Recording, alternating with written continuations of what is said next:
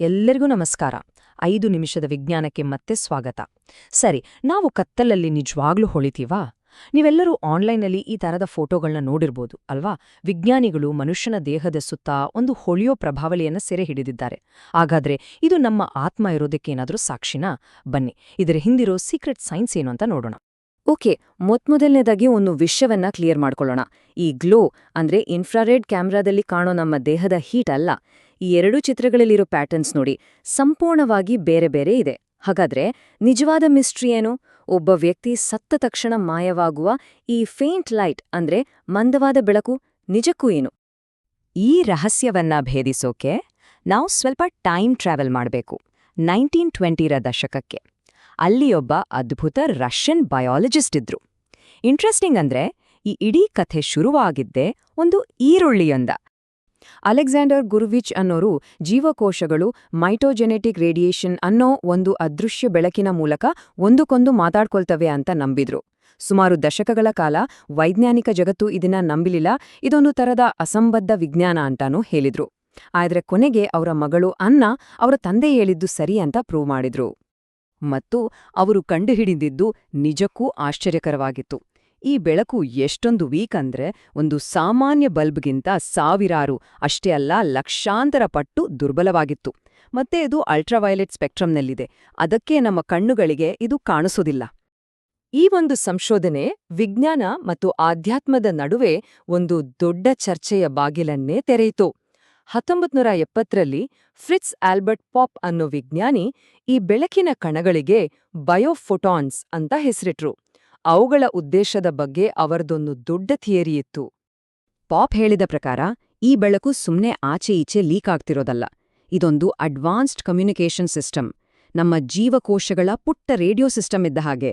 ಉದಾಹರಣೆಗೆ, ಕ್ಯಾನ್ಸರ್ ಕೋಶಗಳು ಒಂದು ತರಹದ ಸ್ಕ್ರಾಂಬಲ್ಡ್ ಆದ ಸಿಗ್ನಲ್ ಕಳಿಸುತ್ತವೆ ಅಂದಿದ್ರು. ಇದು ಆ ಕಾಲಕ್ಕೆ ಒಂದು ರೆವಲ್ಯೂಷನರಿ ಐಡಿಯಾ ಆಗಿತ್ತು. ಪಾಪ್ ಅವರ ಐಡಿಯಾಗಳು ಕಾನ್ಸ್ಟಾಂಟಿನ್ ಕೊರೊಟ್ಕೋವ್ ಅವರಂತಹ ಬೇರೆಯವರಿಗೂ ಸ್ಫೂರ್ತಿ ನೀಡಿತ್ತು. ಅವರು ತಮ್ಮ ಒಂದು ವಿಶೇಷ ಡಿವೈಸ್ನಿಂದ ಈ ಪ್ರಭಾವಳಿ ಅಥವಾ ಆರವನ್ನು ಅಳತೆ ಮಾಡಬಹುದು, ಅಷ್ಟೇ ಅಲ್ಲ ಸಾವು ಆದ್ಮೇಲೆ ಪ್ರಜ್ಞೆ ದೇಹದಿಂದ ಹೇಗೆ ಹೊರಹೋಗುತ್ತೆ ಅಂತನೂ ನೋಡಬಹುದು ಅಂತ ಹೇಳ್ಕೊಂಡ್ರು. ನಂತರ ಬಂದ್ರು ಮಸಾರು ಎಮೋಟೋ.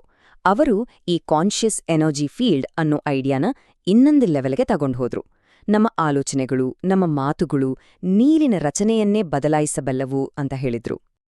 ಹೀಗೆ ವೈಜ್ಞಾನಿಕ ಜಗತ್ತು 2 ಭಾಗಗಳಾಗಿ ಒಡೆದುಹೋಯ್ತು. ಒಂದ್ ಕಡೆ ಈ ಬೆಳಕೆ ಪ್ರಜ್ಞೆ, ಇದೇ ಜೀವಶಕ್ತಿ ಅಂತ ನಂಬೋರು. ಇನ್ನೊಂದ್ ಕಡೆ ಇಲ್ಲ ಇದಕ್ಕೆಲ್ಲ ಗಟ್ಟಿ ಸಾಕ್ಷಿ ಬೇಕು, ಇದೊಂದು ಸಾಮಾನ್ಯ ಕೆಮಿಕಲ್ ಬೈ ಪ್ರಾಡಕ್ಟ್ ಇರಬಹುದು ಅಂತ ಅನುಮಾನ ಪಡೋರು. ದಶಕಗಳ ಕಾಲ ಈ ಚರ್ಚೆ ಎಲ್ಲೂ ನಿಲ್ಲಲಿಲ್ಲ, ಒಂಥರ ಸ್ಟಕ್ ಆಗಿಬಿಟ್ಟಿತ್ತು. ಒಂದು ಸರಿಯಾದ ಉತ್ತರ ಬೇಕು ಅಂದ್ರೆ ನಮಗೆ ಒಳ್ಳೆ ಟೆಕ್ನಾಲಜಿ ಬೇಕಾಗಿತ್ತು. ಮತ್ತು 1990ರ ದಶಕದಲ್ಲಿ ಮಸಾಕಿ ಕೊಬಯಾಶಿ ಅನ್ನೋ ಜಪಾನಿನ ಸಂಶೋಧಕರು ಆ ಟೆಕ್ನಾಲಜಿಯನ್ನೇ ಸೃಷ್ಟಿಸಿದ್ರು. ಅವರು ಮತ್ತು ಅವರ ಟೀಮ್ -120°C ಕೂಲ್ ಮಾಡಿದ ಒಂದು ಸೂಪರ್ ಸೆನ್ಸಿಟಿವ್ ಕ್ಯಾಮೆರಾವನ್ನು ತಯಾರಿಸಿದ್ರು. ಅದು ಒಂದೇ ಒಂದು ಬೆಳಕಿನ ಕಣವನ್ನ ಅಂದ್ರೆ ಫೋಟಾನನ್ನ ನೋಡಬಲ್ದು. ಇದು ನಿಜವಾಗ್ಲೂ ಒಂದು ಗೇಮ್ ಚೇಂಜರ್ ಆಗಿತ್ತು. ಯಾಕಂದ್ರೆ ಅಲ್ಲಿಯವರೆಗೂ ನಾವು ಬೆಳಕನ್ನ ಬರೀ ಪತ್ತೆ ಹಚ್ತಿದ್ವಿ, ಆದ್ರೆ ಈ ಕ್ಯಾಮೆರಾದಿಂದ ನಾವು ಅದನ್ನ ನಿಜವಾದ ಸಮಯದಲ್ಲಿ ಇಮೇಜ್ ಮಾಡಬಹುದಿತ್ತು. ಕೊಬಯಾಶಿ ಒಂದು ಸಖತ್ ಬ್ರಿಲಿಯಂಟ್ ಪ್ರಯೋಗವನ್ನ ಮಾಡಿದ್ರು. ಅವರು ಒಂದು ಇಲಿಯ ಮೆದುಳಿನ ಆಕ್ಟಿವಿಟಿ ಮತ್ತೆ ಆಮ್ಲಜನಕದ ಬಳಕೆಯನ್ನ ಮಾನಿಟರ್ ಮಾಡ್ತಾ ಅದೇ ಸಮಯದಲ್ಲಿ ಅದರಿಂದ ಬರ್ತಿದ್ದ ಬೆಳಕನ್ನ ಇಮೇಜ್ ಮಾಡಿದ್ರು. ಮತ್ತು ರಿಸಲ್ಟ್ ಏನ್ಥಿಯೋ ಅಂದ್ರೆ ಅದನ್ನ ಅಲ್ಲಗಳೆಯೋಕೆ ಸಾಧ್ಯವೇ ಇರಲಿಲ್ಲ. ಮೆದುಳಿನ ಚಟುವಟಿಕೆ ಮತ್ತು ಆಕ್ಸಿಜನ್ ಬಳಕೆ ಜಾಸ್ತಿ ಆದಾಗ ಫೋಟಾನ್ ಎಮಿಷನ್ ಕೂಡ ಜಾಸ್ತಿಯಾಯಿತು. ಎರಡೂ ಪರ್ಫೆಕ್ಟ್ ಆಗಿ ಮ್ಯಾಚ್ ಆಗ್ತಿತ್ತು. ಇದು ನೇರವಾಗಿ ಒಂದೇ ಒಂದು ಜೈವಿಕ ಪ್ರಕ್ರಿಯೆ ಕಡೆ ಬೆರಳು ಮಾಡ್ತು. ಅದುವೇ ಮೆಟಬಾಲಿಸಂ ಅಂದ್ರೆ ಚಯಾಪಚಯ ಕ್ರಿಯೆ. ಸರಿ, ಹಾಗಾದ್ರೆ ಈ ಹೊಳಪಿಗೆ ಕಾರಣ ನಮ್ಮ ಮೆಟಬಾಲಿಸಂ ಅಂತ ಗೊತ್ತಾಯ್ತು.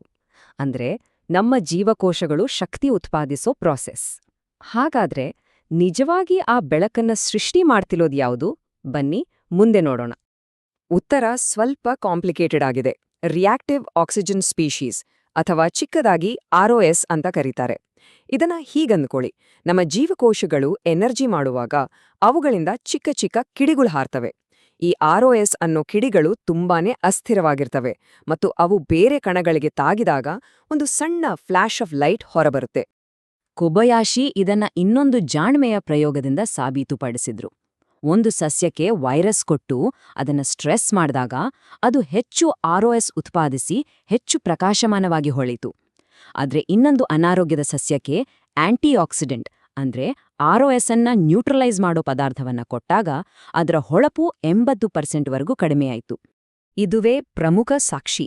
ಇದರರ್ಥ ಈ ಹೊಳಪು ಯಾವುದೇ ಮಿಸ್ಟಿಕಲ್ ಲೈಫ್ ಫೋರ್ಸ್ ಅಲ್ಲ, ಬದಲಾಗಿ ನಮ್ಮೊಳಗೆ ಪ್ರತಿ ಸೆಕೆಂಡ್ ನಡೀತಿರೋ ಕೆಮಿಕಲ್ ರಿಯಾಕ್ಷನ್ಗಳ ಮೆಟಬಾಲಿಸಂನ ಒಂದು ಗೋಚರ ಪುರಾವೆ ಅಷ್ಟೇ. ನಾವು ಬದುಕಿರೋದ್ರ ಒಂದು ಬೈ ಪ್ರಾಡಕ್ಟ್. ಈಗ ಇದು ಸ್ವಲ್ಪ ನಿರಾಸೆ ಅನ್ಸ್ಬೋದು, ಓ ಇದು ಆತ್ಮ ಅಲ್ಲ, ಬರೀ ಕೆಮಿಸ್ಟ್ರಿನಾ ಅಂತ. ಆದರೆ ನಿಜವಾದ ಕತೆ ಇದಕ್ಕಿಂತಲೂ ಹೆಚ್ಚು ಇಂಟ್ರೆಸ್ಟಿಂಗ್ ಮತ್ತು ತುಂಬಾನೇ ಉಪಯುಕ್ತವಾಗಿದೆ. ಯಾಕೆ ಅಂದ್ರೆ ಅನಾರೋಗ್ಯ ಪೀಡಿತ ಅಥವಾ ವೇಗವಾಗಿ ವಿಭಜನೆಯಾಗೋ ಜೀವಕೋಶಗಳ ಮೆಟಬಾಲಿಸಂ ಜಾಸ್ತಿ ಇರುತ್ತೆ. ಅವು ಹೆಚ್ಚು ಆರ್ಒಎಸ್ ಉತ್ಪಾದಿಸ್ತವೆ ಮತ್ತು ಅವು ಹೆಚ್ಚು ಪ್ರಕಾಶಮಾನವಾಗಿ ಹೊಳೆತವೆ. ಉದಾಹರಣೆಗೆ, ಕ್ಯಾನ್ಸರ್ ಕೋಶಗಳು ಆರೋಗ್ಯಕರ ಕೋಶಗಳಿಗಿಂತ ಸುಮಾರು 4.73 ಪಟ್ಟು ಹೆಚ್ಚು ಹೊಳೆಯಬಲ್ಲವು. ಈ ಹೊಳಪನ್ನು ಬಳಸಿ ನಾವು ಕ್ಯಾನ್ಸರ್ ಅನ್ನು ತುಂಬಾನೇ ಆರಂಭಿಕ ಹಂತದಲ್ಲಿ ಪತ್ತೆ ಮಾಡ್ಬೋದು. ನಮ್ಮ ಚರ್ಮದ ಮೇಲೆ ಸೂರ್ಯನ ಬಿಸಿಲಿಂದಾದ ಡ್ಯಾಮೇಜ್ ಅನ್ನು ಅಕ್ಷರಶಃ ನೋಡ್ಬೋದು, ದೇಹದ ಉರಿಯೂತವನ್ನು ಟ್ರ್ಯಾಕ್ ಮಾಡ್ಬೋದು ಮತ್ತು ನಮ್ಮ ದೇಹದ ದೈನಂದಿನ ಗಡಿಯಾರವನ್ನೂ ಸಹ ಮಾನಿಟರ್ ಮಾಡ್ಬೋದು. ಇದು ಆಧ್ಯಾತ್ಮಿಕತೆ ಅಲ್ಲ, ಇದೊಂದು ಪವರ್ಫುಲ್ ಹೊಸ ಡಯಾಗ್ನೋಸ್ಟಿಕ್ ಟೂಲ್. ಹಾಗಾದ್ರೆ ನಿಜವಾದ ಪವಾಡ ಯಾವುದು? ಆತ್ಮಕ್ಕೆ ತೆರೆದ ಕಿಟಕಿಯೋ ಅಥವಾ ನಮ್ಮ ಆರೋಗ್ಯಕ್ಕೆ ಒಂದು ಎಚ್ಚರಿಕೆಯ ದೀಪವೋ?